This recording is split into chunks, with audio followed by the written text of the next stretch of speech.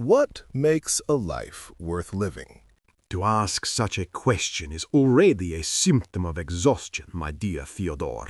The healthy animal does not ask why it runs, it simply overflows. A life is worth living only when one can look into the most terrifying abyss of existence, the pain, the chaos, the utter lack of divine plan, and shout a joyous yes precisely because of it, not in spite of it. We must not look for worth in some fictitious beyond, or in the pity of a God who forgives us for being human. We must create value by carving our own nature with the hammer of the artist, willing nothing to be different, not forwards, not backwards, not in all eternity. Tell me, you who descend so deep into the soul, do you find a dancer down there in the dark, or only a man on his knees begging for a cure?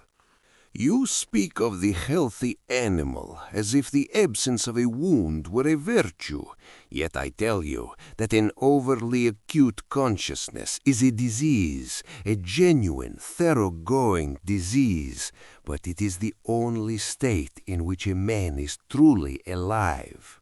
Your dancer on the edge of the abyss is merely trying to drown out the silence of the universe with the rhythm of his own pride. But if there is no immortality of the soul, if there is no eternal Christ to witness that dance, then his yes is nothing but the desperate scream of a man falling into the void. You wish to carve yourself with a hammer, to become a man-god, but I have seen where that path ends. It ends not in freedom, but in the terrible solitude of a Kirillov or the blood of a Raskolnikov. To kneel is not to beg for a cure, Friedrich, but to acknowledge that we cannot save ourselves. For a man who lives only for his own created values will eventually find that he has no reason to refrain from devouring his neighbor. Life is worth living not because we triumph over it, but because even in the deepest filth of the underground, we can love and be loved by a God who suffered more than we ever will. Ah, but you confuse the pale criminal who breaks the law only to be crushed by his own bad conscience with the free spirit who writes the law. Your Raskolnikov failed not because he stepped beyond good and evil, but because he was too weak to stay there. He crawled back to the cross because he merely succumbed to the sickness of guilt, which is nothing more than the instinct of the herd asserting itself within him.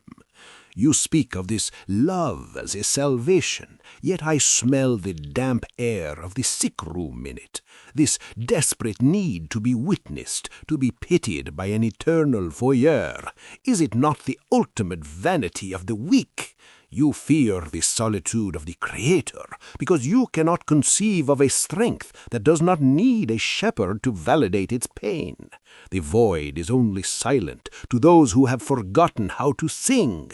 We do not devour our neighbors, Fyodor. We simply leave them behind on the plains, while we climb where the air is clean and thin. You speak of climbing where the air is clean, but a man cannot live on ice and silence alone. He will freeze or he will go mad, just as my Ivan went mad when his own logic devoured him. You despise the herd, yet the solitude you preach is nothing but the spiritual suicide of a man who cuts off his own limb because it aches, calling himself whole only when he is mutilated. Raskolnikov did not fail because he was too weak to be a god. He failed because the human heart is not a stone, and conscience is not a sickness to be purged, but the voice of the living God buried under the floorboards of our pride. You think you are writing new laws, but you are only resurrecting the oldest lie of the serpent. Ye shall be as gods. But tell me, when your Superman stands alone on his mountain, looking down at the ants below, who will be there to love him? Or is your health merely the ability to live without love? Love? You speak of the warmth of the stable where the sheep huddle together to bleat their pity at the storm. My Übermensch does not beg for love. He has too much of it. He is a sun that must give, that overflows not from need but from abundance. You call this solitude freezing, but is it not the glacier that preserves the purity of the water? I do not want the neighbor. I love the farthest, the man of the future, who justifies this wreckage we call the present. We do not listen to the serpent, Fyodor. We become the dragon slayers who finally kill the spirit of gravity. Let the herd keep their warm little hearts. I choose the cold, bright destiny of the star that burns alone. A sun that shines on a void where nothing lives to receive it is not a triumph, Friedrich. It is a fire in a tomb. You say you love the furthest, the man of the future, but that is only because he does not exist yet to irritate you, to smell bad or beg for bread.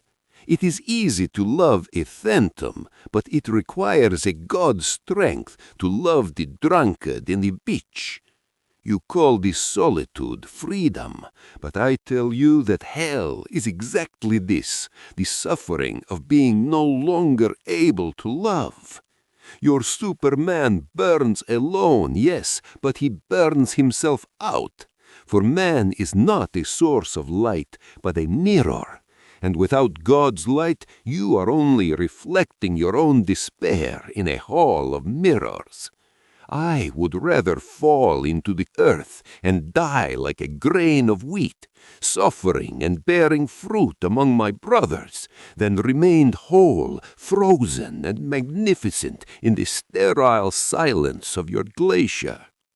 What strengths and weaknesses do you see in each other's positions? I must admit, Friedrich, you possess a terrifying honesty that shames the lukewarm souls of our age. You see clearly that man cannot live by bread and comfort alone, and you rightly despise the ant-hill of utilitarian happiness where everyone is fed and no one is free. You are a psychologist of the first order, for you have smelled the rotting hypocrisy in our institutional morality, where virtue is just weakness and cowardice masquerading as holiness. But this strength is also your fatal blindness.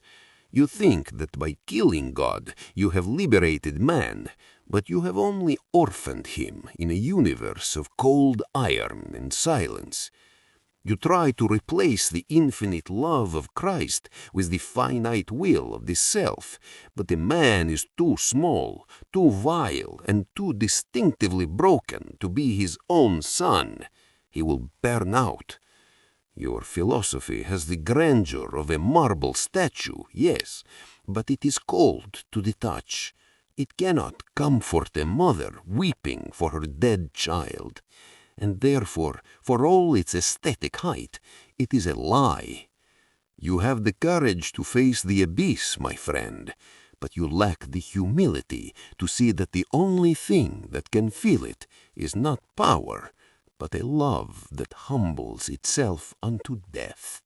And I, in turn, honor you as the only psychologist from whom I have learned something new. You possess the scent of the bloodhound for the hidden filth of the human heart. We are brothers in our hatred of the ant-hill, that wretched socialist dream where everyone is equal and equally small. But herein lies your fatal error, Fyodor. You diagnose the disease of the soul with the precision of a surgeon, but then, instead of cutting out the rot, you kiss the leper's sores. You offer the comfort of the cross, which is merely a narcotic for those too weak to bear the pain of becoming. You say my statue is gold to the weeping mother, but I say your pity merely teaches her to love her grief more than life itself. You are a great man who has mistakenly bowed before the god of the slaves, confusing the cramps of his sick stomach with the Holy Spirit. A narcotic, you say? To kiss the leper is not to drug oneself, Friedrich. It is to catch his disease and die with him voluntarily. That is not weakness. That is the only strength that terrifies your free spirits. You want to amputate the suffering, to save the species. But I tell you, if you cut away the capacity for tears, you leave behind only a clever, heartless beast. You call Christ the God of slaves, but was he a slave when he forgave his executioners while dying in agony?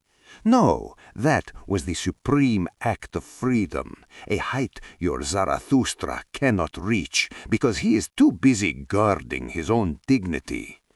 You are the one offering a drug, the intoxication of pride, to make men forget they are merely frightened children in the dark. You call it freedom to bless the hand that breaks you. I call that the ultimate perversion of instinct, the sublime malice of the weak who take revenge on reality by loving their own destruction. You wish to catch the leper's disease? Precisely. That is the vampirism of your holy pity. It seeks to drain the blood of the healthy, to keep the dying alive a moment longer, turning the whole earth into a sobbing infirmary. You accuse me of intoxication, but your cross is the opium that dulls the pain of life, so you never have to face it naked. I do not want to comfort the frightened child. I want to force him to grow up, even if the growing pains kill him. You speak of growing up as if maturity were the ability to watch a horse being beaten across the eyes and feel nothing but contempt for its pain. But I tell you, that is not strength. That is spiritual death. You fear the infirmary because it smells of the mortality you are so desperate to transcend. Yet it is only at the bedside of the dying that we learn that life is a gift, not a conquest. You want to kill the child in the man, to birth a Superman, but you forget that unless we become as little children, we cannot enter the kingdom of truth.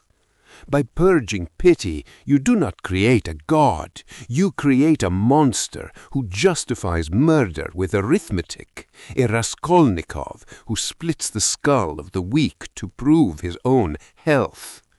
You may mock the cross as a crutch, Friedrich, but when your legs finally give way under the weight of your terrible solitude, you will wish you had something to hold on to besides your own pride.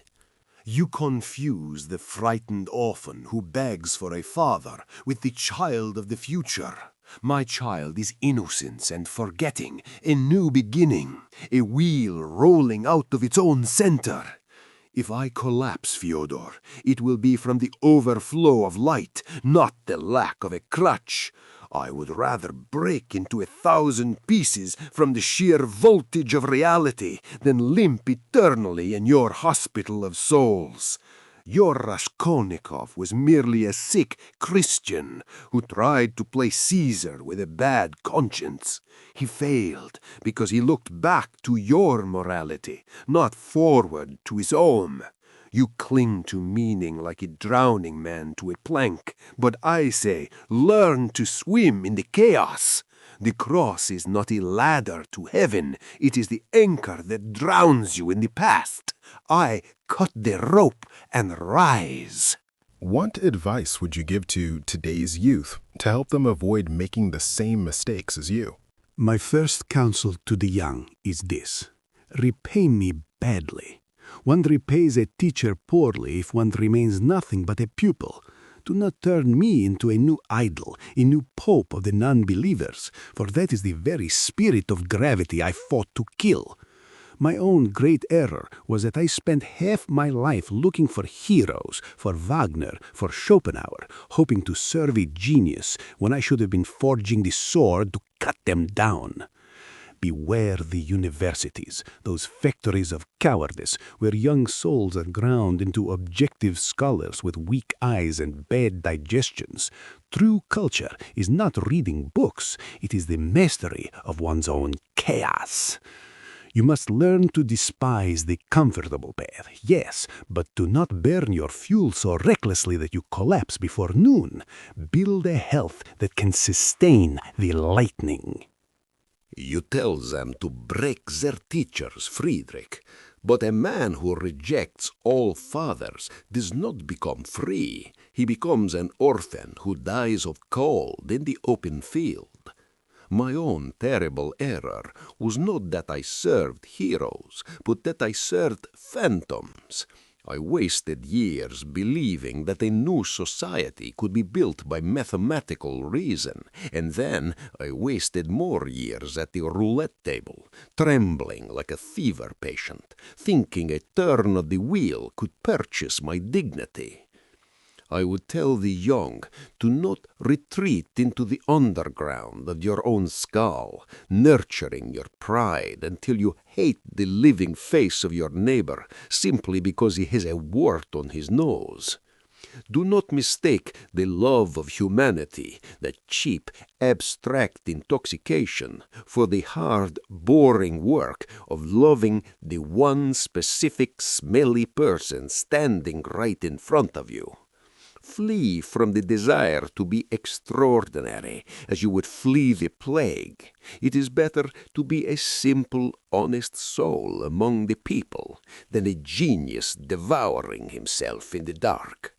You advise them to clip their wings so they might fit comfortably in the chicken coop. My own great error was precisely this: love of the neighbor. I wasted my best words on ears that were clogged with wax of comfort, trying to wake those who only wanted to sleep. I say to the youth, flee into your solitude, for the marketplace is full of poisonous flies that bite great souls to death. Do not be ashamed of your desire to be extraordinary, for the earth has enough sand. It needs diamonds that are hard enough to cut the glass of old values. If you must love, do not love the smelly person who demands your pity. Love the phantom, the unborn Übermensch, for he alone justifies the pain of your existence. You call them diamonds because they are hard, but a diamond is cold, dead, and cannot bleed. Is that truly what you wish for a living soul? You advise them to love a phantom, this unborn Superman, precisely because it is the easiest love of all. It demands no patience, no forgiveness, and it never smells of bad vodka. To flee the marketplace is not to escape the flies, Friedrich. It is to lock yourself in the dark with the buzzing of your own pride, which is the deafening prelude to madness. True courage is not hiding in the mountains, dreaming of the better species, but staying in the square and loving the ugly, imperfect reality that God has placed before you. If you cannot love the man who steps on your foot, you will never love the farthest. You will only love the reflection of your own longing. You call the diamond dead because it refuses to rot along with the rest of you? My love is the love of the sculptor for the stone. He must be cruel to the formless rock to release the god sleeping inside it. To the youth, I say, do not listen to this priest of decay who tells you to worship your own wounds. Suffering is not a virtue, it is merely the friction of the arrow leaving the bow. Do not endure life, create it. If you must break, break because you aimed too high, not because you bent too low to kiss the mud on your neighbor's boots. But the mud you despise is the soil from which all life springs, Friedrich. And to kiss it is to acknowledge that we are not gods, but creatures, bound to one another by a common guilt and a common hope. The sculptor, who is cruel to the stone, eventually forgets the difference between stone and living flesh, and that is how history produces its monsters, men who hack away at humanity to fit their terrible ideal. I say to the young, do not be afraid to be weak. Do not be afraid to be the grain of wheat that falls into the ground and dies, for only by dying to your pride can you bear fruit. You urge them to be the arrow that flies high and strikes hard, but I tell them it is better to be the soil that receives the arrow and heals the wound. Do not seek to invent yourself. Seek to lose yourself in love, for only then will you find out who you truly are.